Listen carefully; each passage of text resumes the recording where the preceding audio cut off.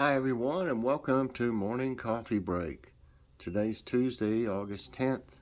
Currently it's 74 degrees, a little warmer than it has been in the morning. High of 88 today, back up there. Says 60% chance of rain. It must be something moving in because it's not cloudy from what I can see here. Humidity's 82%, no wind. Air quality still a little high, 91. That's moderate, they say. But got dust all over my tablet or something. Clean my tablet off here.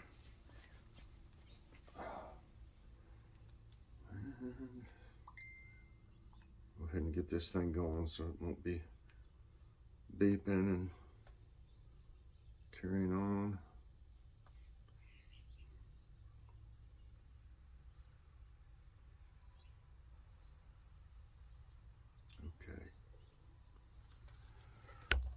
All right, let's go out and look. I hadn't been out there. I did look out the window, of course, and there was probably at least 20 birds out there. The feeders were pretty full, but I imagine by now they're pretty empty because they stay, especially the starlings, when there's a bunch of them, they stay basically until it's all gone. And then they take off. So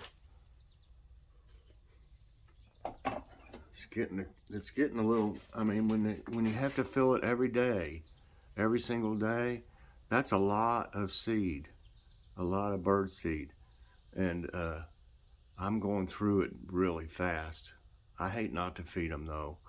I mean, I care about all the different animals. I don't like them eating on my garden, but you know, I still care about them. And so I don't know. I just do the best I can. If I just have to I'll half fill them, you know, is what I'll have to do. Yesterday I filled them almost all the way up, but they're everywhere. Sometimes there's not a lot of them, but you can see them over here in the bird feeders. Look, I mean in the bird bath. Got them drinking. I'm glad. I do try to keep them water out here.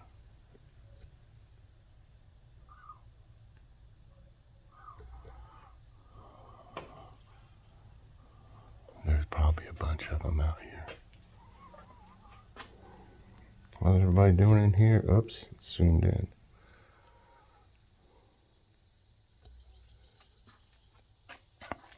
Let's see how many's out there.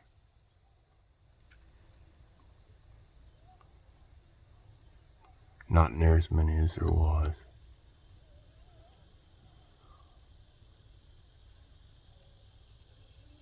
If you barely move this thing, it makes it look like I'm jerking it, you know, to the left or right. It just does that when it's zoomed in. I was having trouble when I was filming that hawk because I did it for like 10 minutes and it's hard to hold your arms out, you know, straight like that. After a while they get tired and I started moving around a little bit. Look at them. Arguing. It's my turn. They're eating the suet.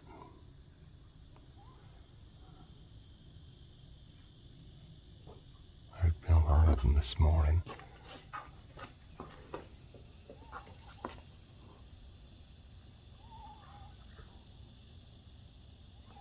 A lot more than what's there now. Like I said, there was probably 20 of them. Okay. They've already about eaten it all. I mean, they were almost full this morning.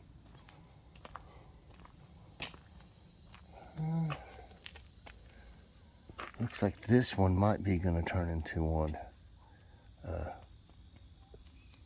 Flip it a little bit. Turn into a eggplant. Of course, they carried off the one that was growing here before. Somebody came and took it. They don't mess with peppers, really. I think I'll put this pepper over here with these other ones. They don't really mess with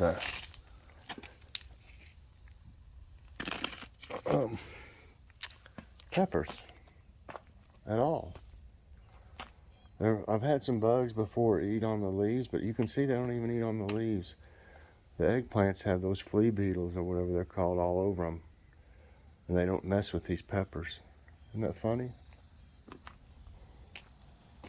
And that poor old zucchini that got eaten is trying to make a comeback. There was a bird, so I was right. A bird did get into this netting inside of here. And yesterday, there was one in there again. And, you know, when I came out, I saw it from the window and I came out, and it started flipping around in there trying to get out and stuff. Would you believe that bird squeezed through one of these? Look, my finger barely fits in these. It squeezed through, and it didn't break it or anything. It squeezed through this little bitty hole. They were small birds, but I didn't think they were that small. I mean, you know, with the feathers and everything, they looked kind of like 4 times bigger than that. So I was amazed. So it did get in there though, and it was, like I said, flying around in here trying to get out, and then it went over that way and it squeezed through and took off. I was like, what? I'm hoping these red ones are going to start. It's hard to appreciate how big these are in taking pictures. How big these are. They're amazingly big. I mean, they're called Big Berthas, but I didn't think they would get that big. They're monsters. I'll have to, when I pick one, I'll have to compare, like put something next to it, like a tennis ball or something, so y'all will be able to tell how big it is. Because I've never grown one that big, and I've never actually, I don't think I've ever bought one even that big, y'all. I mean, seriously. But I don't know if you can tell anything. It's as big as my hand. It's as long as my hand is. It's crazy. And they're not even trying to turn yet. I pulled a bunch of dead branches off of this one. These aren't doing that great. There's a little bit of new growth, but not enough to where it's going to do much. It's just, they were just too far gone and too root bound, I believe, to really, you know, to really make a go of it. So I don't know. This one's got a couple on it. Nothing amazing either. They're old Germans. They're good, but they didn't put out that many tomatoes. And those Mary Huddlestons with the yellow ones, they're a local one, I took a chance on. They didn't do anything. They got several on them right now that are nice and everything, but you know, they need to produce. Let's see one right there. Oops. That's one of the Mary Huddlestons. Something's in the way. He's showing you. Okay, let's see if I can get a picture.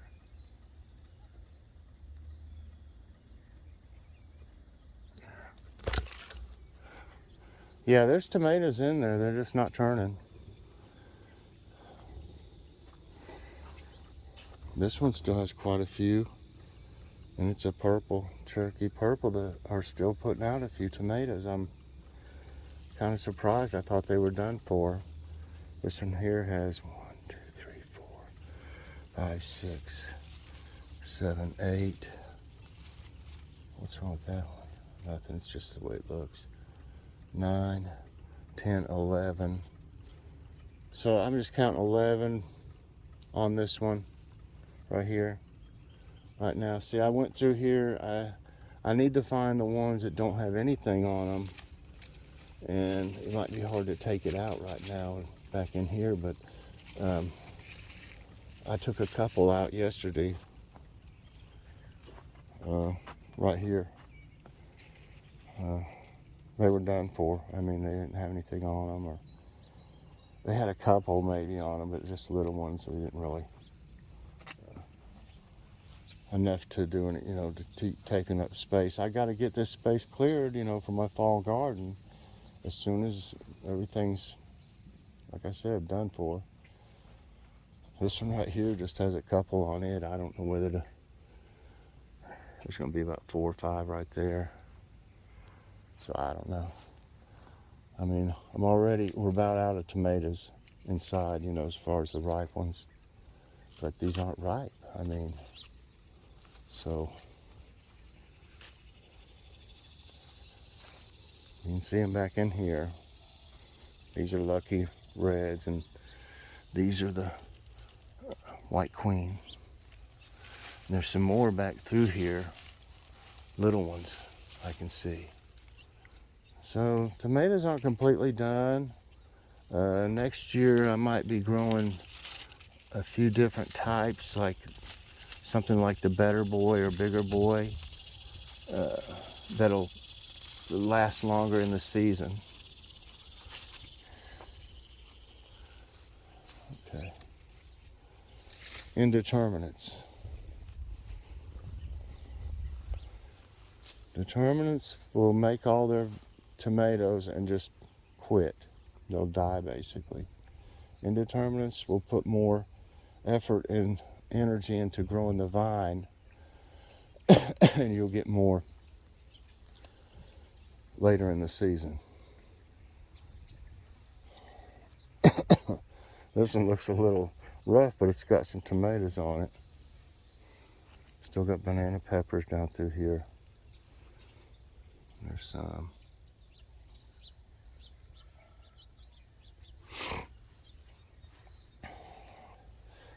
These green beans keep trying to grow. They had more leaves on them down here, and whatever's been eating on them ate on them again.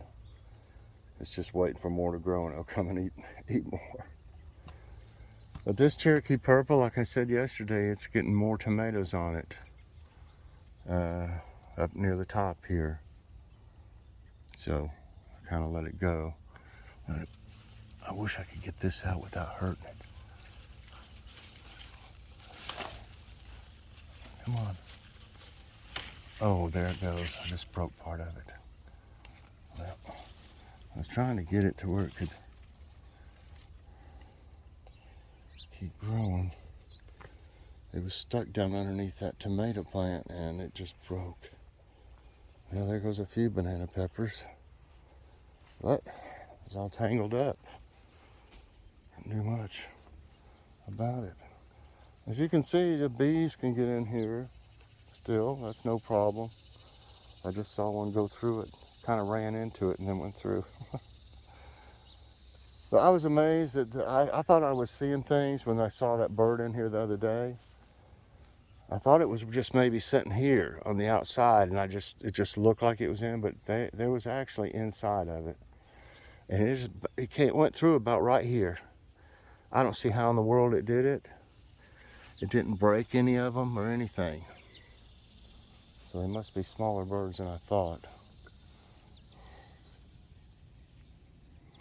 As you can see, we got some cucumbers trying to come up. And here's some of the little ones for the cucamelons. Right there, there. There's one in the middle. I thought I saw a couple over there. No? So there's just a few of them so far coming up. This one's on its way up, but it has 2 more on it right now. Here's one right here. And then one of them's hanging over right here. Look at this bird. Hi. How are you? Huh? Say.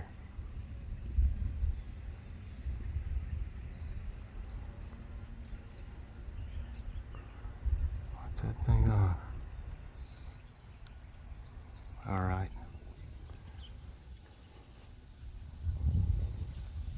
Yeah, we got 2 growing on this one. There's one there near the ground. I think next year, look how good this one still looks, the Ford hook. And then look at this black beauty. This one's still going strong, y'all. And I'm just gonna grow 2 of them, like I said.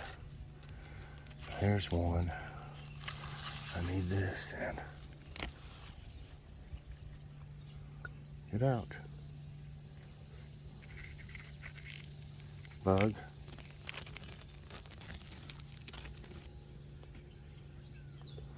Okay. I'm gonna pollinate this. Hope it's not a bee in there. There we go. Got it.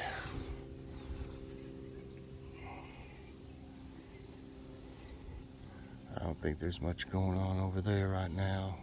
Just waiting for those to grow on the end there.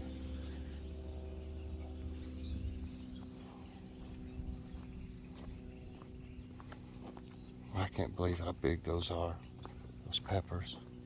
It's amazing.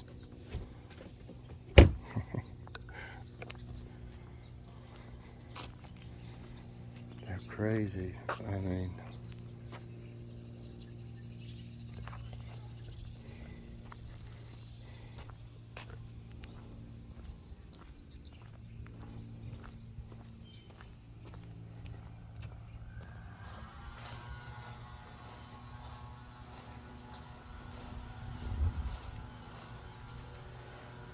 some of these buds are come out.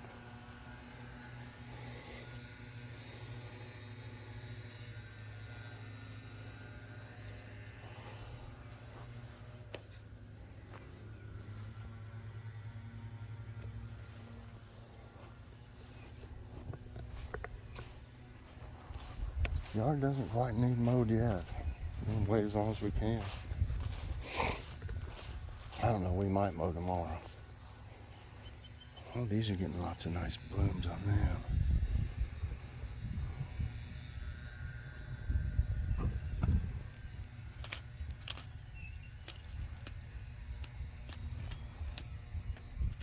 Feels good out here right now.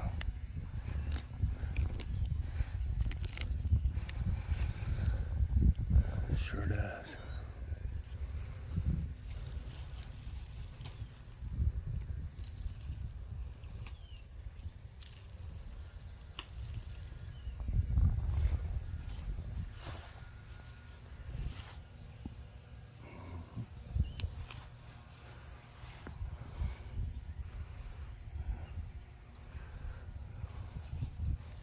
Those look good.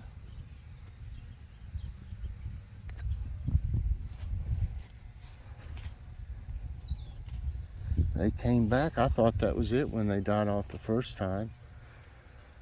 And I don't know if the seeds, some of them fell down here and they grew more, or if they just actually, produced more than one time.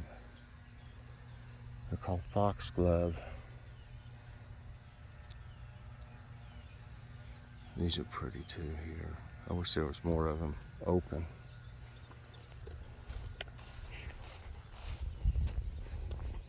See how the birds, I'm not going to fill them up right now. They've eaten both things almost full since this morning. That's a lot. You can always sue it if they want more after the seeds are gone. Those are hard to find that are cheap too. They have them at Ollie's sometimes. Cheaper than everybody else. I think they're like 69 cents or something, 79. The ones that Dollar Tree had, they were too thin, and they just weren't that crazy about them either. Let's see something. What is that on me? Let's see here. Okay.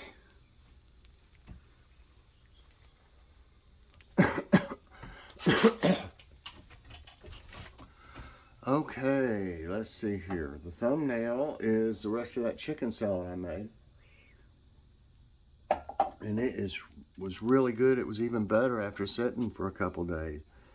But we didn't have it in wraps this time. We had it on buns. We had some of those hamburger buns, so we had us chicken salad sandwiches and potato salad and what else you see there. I said a salad yesterday, and it was just cucumbers and tomatoes, I believe. Oh well. What's for dinner tonight? I think we're gonna have steakums again. You know, make some Philly steaks. I'm gonna have to check. I know we got plenty of mozzarella, but I like some provolone. I got some shredded provolone from last time. I think we got some left. That'll be enough. It's provolone and something else mixed. I can't remember. I don't really have any plans so far. I hadn't had time to think about it much.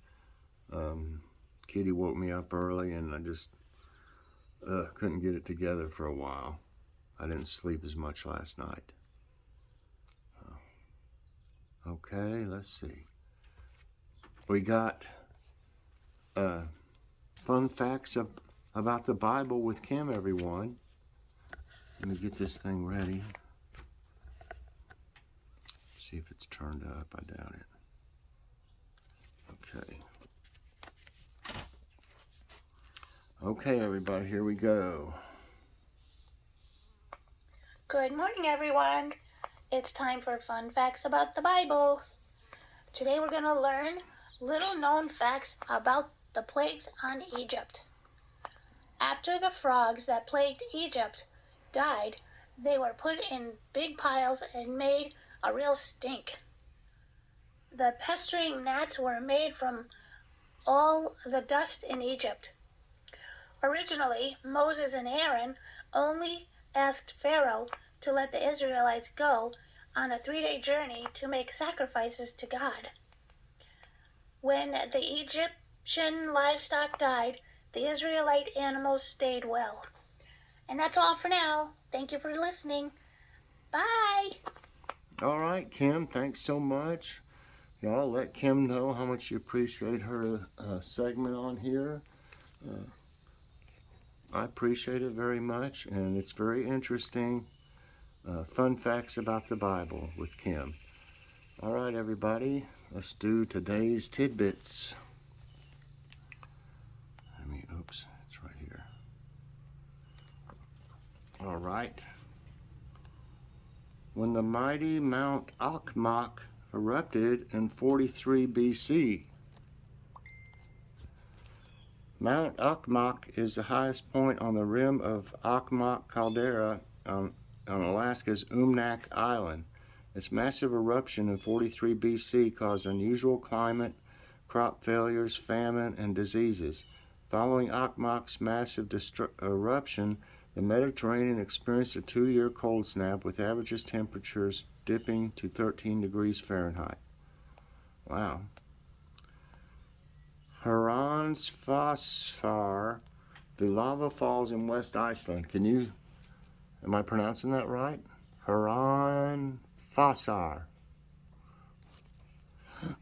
The Hraunfossar waterfalls are located in the Hálmundarhraun lava field in Borgarfjörður Bay, West Iceland. How's that? You want to see them words? Look. See how I have trouble? The turquoise blue waters of the stunning falls run in a cascade series down the 900 meters wide lava cliff. The water seems magically appear from the lava, but it's actually a clear cold spring that surges through the ground. Have you ever seen a moonbow? It's hard to tell. Oops, what happened? We all have seen rainbows, but what is a moonbow? A moonbow, or a lunar rainbow, is a rare natural atmospheric phenomenon. It occurs when the moon's light gets refracted off water droplets in the air. It forms only when it is raining and the moon is very low in the dark sky. Moonbows often appear to be white. How do meteorologists track wildfires? Predicting and tracking wildfires are crucial to keep them in check. Meteorologists use satellites to search for new fires, spot wildfire smoke, and find its growth. The fire temperature imagery, also satellite imagery, is used to pick out hot spots and smoke plumes, especially at night. Radars are rarely used to detect wildfires. Red Lake, world's third largest sinkhole. Red Lake is a collapsed sinkhole containing a karst lake located close to Imatoski, Croatia. It's one of the deepest lakes in Europe with a depth of 530 meters and is the world's third largest sinkhole. The lake in the sinkhole is named after the reddish-brown color of the surrounding cliffs colored by iron oxides. UN report warns of worsening global warming. The UN report revealed that the Earth is getting so hot that temperatures in about a decade will probably blow past a level of warming that world leaders have sought to stop. The world will cross the 1.5 degrees Celsius in the 2030s. As the planet warms, places will get hit by multiple climate disasters at once, stated the report. What is a gully washer? A gully washer refers to extremely heavy rainfall for a short duration that generally washes small gullies. A gully is a small valley, often along a hillside, created when running water from heavy downpour erodes the soil. This heavy rain can also be called a downspout or a cloudburst. The incredible hail glaciers in New Mexico. A hailstorm that occurred in Clayton, New Mexico on August 13, 2004 left up to a foot of on the ground in some areas. Of it on the ground, I think they mean. It was followed by a 5-inch rain which washed all the hail and piled them up as high as 15 feet on both sides of a river. These mountains of hail were referred to as hail glaciers, a rare phenomenon. The clinging clave in Bora Bora Island. Mount Atamaro on Bora Bora Island is a jagged remnant of an ancient volcano. This towering vegetation-covered volcanic mountain rises up to a sharp point at 727 meters from the lagoon's surface. It also has a cave clinging to the cliff face that offers outstanding views of the fabulous turquoise blue waters. And lastly, what is a zephyr?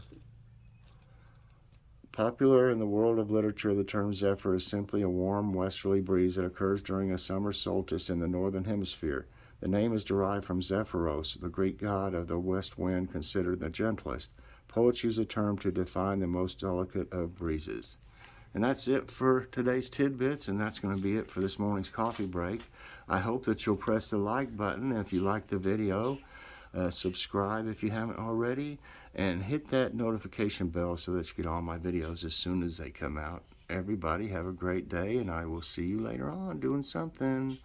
Bye-bye, everyone, and God bless.